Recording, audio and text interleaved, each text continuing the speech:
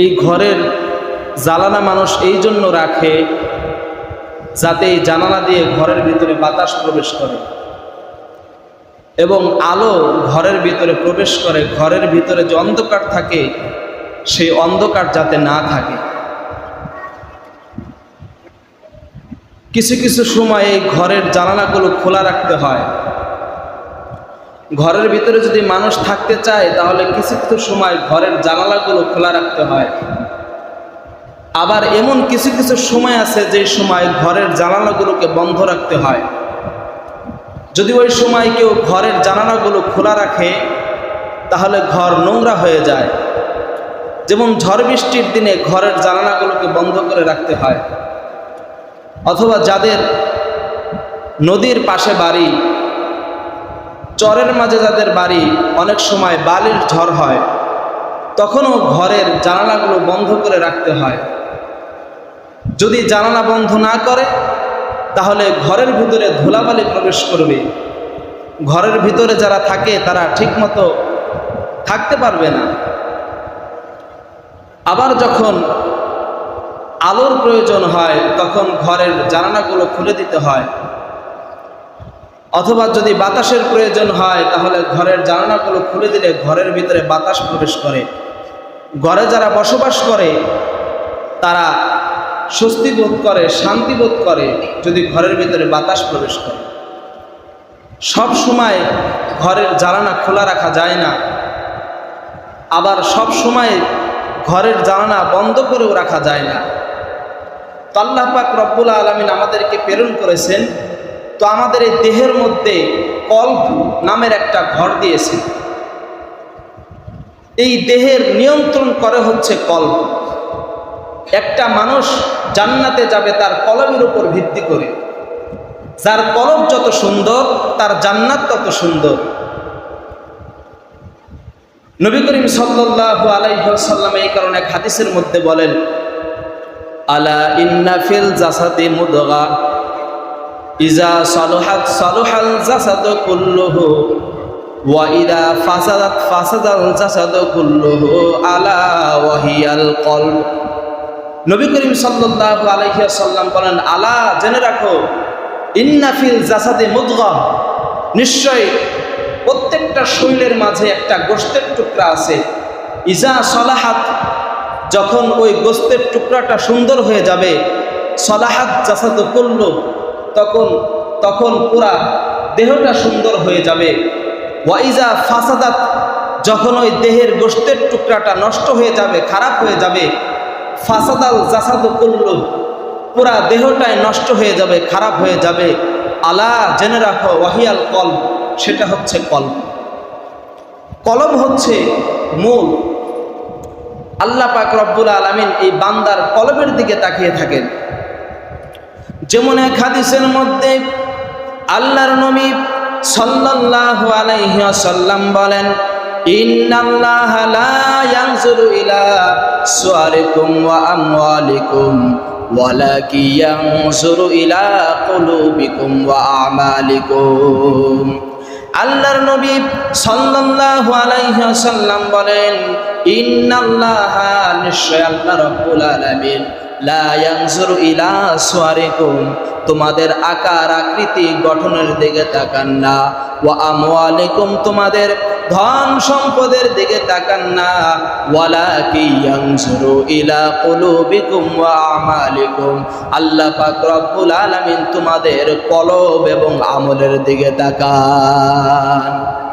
আল্লাহ রাব্বুল আলামিন বান্দার বাহ্যিক গঠনের দিকে তাকান না, আল্লাহ তাআলা বান্দার ধন সম্পদের দিকে তাকান না, আল্লাহ তাআলা বান্দার অন্য কোনো কিছুর দিকে তাকান না। রাসূল বলেন, ওয়ালাকিন ইয়ানজুরু ইলা কুলুবিকুম ওয়া আমালিকুম, আল্লাহ পাক রব্বুল আলামিন বান্দার কলবের দিকে তাকান, বান্দার কলবটা কত সুন্দর, ওয়া আমওয়ালিকুম ওয়া আমালিকুম, এবং বান্দার আমলের দিকে তাকান। তো বলতেছিলাম, দুনিয়াতে ঘরের যেমন জানালা থাকে, কিছু কিছু সময় ঘরের জানালাগুলো বন্ধ করে দিতে হয়, আবার কোনো কোনো সময় ঘরের জানালাগুলো খোলা রাখতে হয়। প্রত্যেকটা মানুষের কলব আছে, এই কলবেরও 4টা জানালা আছে। কয়টা জানালা আছে? 4টা জানালা আছে।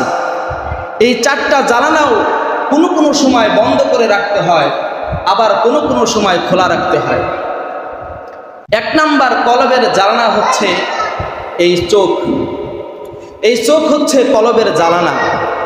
এই চোখ সব সময় খোলা যাবে না, সব কিছু এই চোখ দ্বারা দেখা যাবে না। আবার কিছু কিছু সময় এই চোখ খুলতে হবে, এই চোখ দ্বারা দেখতে হবে। কিছু কিছু সময় চোখ খুললে গুনাহ হয়, আবার কিছু কিছু সময় চোখ খুললে আল্লাহ পাক রব্বুল আলামিন তার আমল নামায় সওয়াব দান করেন। বাইতুল্লাহর দিকে তাকিয়ে থাকতে হবে, আবার মা বাবার দিকে তাকিয়ে থাকলেও সওয়াব হয়।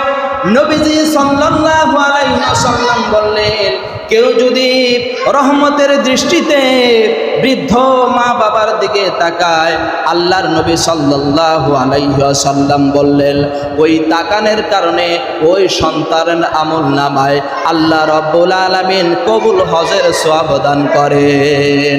সাহাবা একরাম প্রশ্ন করল, ওগো আল্লাহর নবী, আমি আমার বৃদ্ধ মায়ের দিকে, বৃদ্ধ বাবার দিকে যদি দিনে 100 বার তাকাই, আল্লাহর নবী সাল্লাল্লাহু আলাইহি ওয়াসাল্লাম বললেন, তুমি তোমার বৃদ্ধ মা অথবা বাবা উভয়ের একজনের দিকে যদি তুমি দিনে 100 বার তাকাও, আল্লাহ পাক রব্বুল আলামিন তোমার আমলনামায় কবুল হজের সওয়াব দান করবে। মা বাবার চেহারার দিকে তাকিয়ে থাকলে সওয়াব, বাইতুল্লাহর দিকে তাকিয়ে থাকলে সওয়াব। ঠিক তেমনি ভাবে কুরআন মাজিদ এটার দিকে তাকিয়ে থাকলে আল্লাহ পাক রব্বুল আলামিন সওয়াব দান করে। যদি এই মা বাবার দিকে তাকায়, কোরআনুল কারিমের দিকে তাকায়, বাইতুল্লাহর দিকে তাকায়, তো এই তাকানোর মাধ্যমে কলবের ভিতরে আল্লাহ পাক রব্বুল আলামিন নূর প্রবেশ করে। আবার কিছু কিছু জিনিস আছে যেই জিনিসের দিকে তাকানো যায় না, এমন কিছু কিছু জিনিস আছে যেই জিনিসের দিকে যদি কেউ তাকায়, আল্লাহ পাক রব্বুল আলামিন তার আমলনামায় জিনার গুনাহ লিখে দেয়। যেমন নাটক দেখতেছেন, নায়িকার দিকে তাকিয়ে রয়েছেন, যতক্ষণ তাকিয়ে রয়েছেন ততক্ষণ আপনার আমলনামায় জিনার গুনাহ লিখতেছেন। সিনেমা দেখতেছেন, যতক্ষণ সিনেমা দেখতেছেন প্রতিটা মুহূর্তে আল্লাহ পাক রব্বুল আলামিন আপনার আমলনামায় জিনার গুনাহ লিখে দিচ্ছেন। আপনি পুরুষ হয়ে পুরুষের সতর দেখতেছেন, পুরুষের সতর হচ্ছে নাভি থেকে নিয়ে হাঁটু পর্যন্ত। এই নাভি থেকে নিয়ে হাঁটু পর্যন্ত হচ্ছে পুরুষের সতর, আর মহিলাদের সতর হচ্ছে পুরা শরীরটাই মহিলাদের সতর। তবে শুধুমাত্র হাতের তালু এবং পায়ের তালু খোলা রাখা যাবে। সতর খোলা রাখা এটা মারাত্মক এক গুনাহ, এটা কবিরা গুনাহ। যার সতর খোলা থাকে তার দিকে তাকানো যাবে না। যদি কেউ কারো সতর খোলা থাকে তাহলে ওই দিকে যদি কেউ তাকিয়ে থাকে, তাহলে তার কলবের জ্বালানা দিয়ে, দুনিয়ার মধ্যে যেমন ঝড় বৃষ্টির সময় জ্বালানা খোলা রাখলে ঘরের ভিতরে পানি প্রবেশ করে, ধুলাবালি প্রবেশ করে, তো কলবের জ্বালানার 1 নম্বর জ্বালানা হচ্ছে চক্ষু। এই চক্ষু যদি কার খোলা থাকে, কেউ যদি গুনাহের দৃশ্য এই চোখ দ্বারা দেখে, তাহলে এই কলবের জ্বালানা দিয়ে তার অন্তরের মধ্যে ময়লা প্রবেশ করবে, গুনাহ প্রবেশ করবে। 2 নাম্বার হচ্ছে কলবের অন্যতম একটি জ্বালানা হচ্ছে কান। এই কান হচ্ছে কলবের জ্বালানার মধ্যে অন্যতম একটি জ্বালানা। এই কান দিয়ে সব সময় সব কিছু শোনা যাবে না, এই কান দিয়ে কারো গীবত শোনা যাবে না, এই কান দিয়ে কখনো গান শোনা যাবে না, হারাম জিনিস কখনো শোনা যাবে না। কেউ যদি এই কান দিয়ে হারাম জিনিস শুনে, ওই যেরকম ঘর খোলা রাখলে, জ্বালানা খোলা রাখলে ঝড় বৃষ্টির বাতাস, ঝড় বৃষ্টির সময় বাতাস, বৃষ্টির পানি ঘরের ভিতরে প্রবেশ করে, তো কলব এটাও তো একটা ঘরের মতো। তো এই কলবের জ্বালানা দিয়ে, কান নামক জ্বালানা দিয়ে কলবের ভিতরেও ময়লা প্রবেশ করবে। 3 নাম্বার হচ্ছে জবান, জিহ্বা, এটাও হচ্ছে কলবের জ্বালানা। কেউ যদি এই জবান দ্বারা মিথ্যা কথা বলে, তাহলেও তার কলবের জ্বালানা দিয়ে অন্তরের মধ্যে ময়লা প্রবেশ করবে। এ কারণে আল্লাহর নবী সাল্লাল্লাহু আলাইহি ওয়াসাল্লাম বলেছেন, মান ইয়াজমাননি মা বাইনা লাহিয়াইহি ওয়া মা বাইনা রিজলাইহি আজমান লাহুল জান্নাত। আল্লাহর নবী সাল্লাল্লাহু আলাইহি ওয়াসাল্লাম বললেন, এই দুনিয়ার কোন উম্মত যদি মা বাইনা লাহিয়াইহি, দুই চোয়ালের মধ্যবর্তী অঙ্গ জিহ্বার জিম্মাদারি নেয়। এই জিহ্বা দ্বারা সে কখনো গীবত করবে না, মিথ্যা কথা বলবে না। ওয়ামা বাইনা রিজলাইহি, এবং দুই রানের মাঝখানের অঙ্গ লজ্জা স্থানের হেফাজত যে করবে। এই দুইটা অঙ্গের জিম্মাদার যদি দুনিয়ার কোনো মানুষ নিতে পারে, আল্লাহর নবী সাল্লাল্লাহু আলাইহি ওয়াসাল্লাম বলে আজমান লাহুল জান্নাহ, আমি নবী তাকে জান্নাতের নেওয়ার জিম্মাদার হয়ে যাব।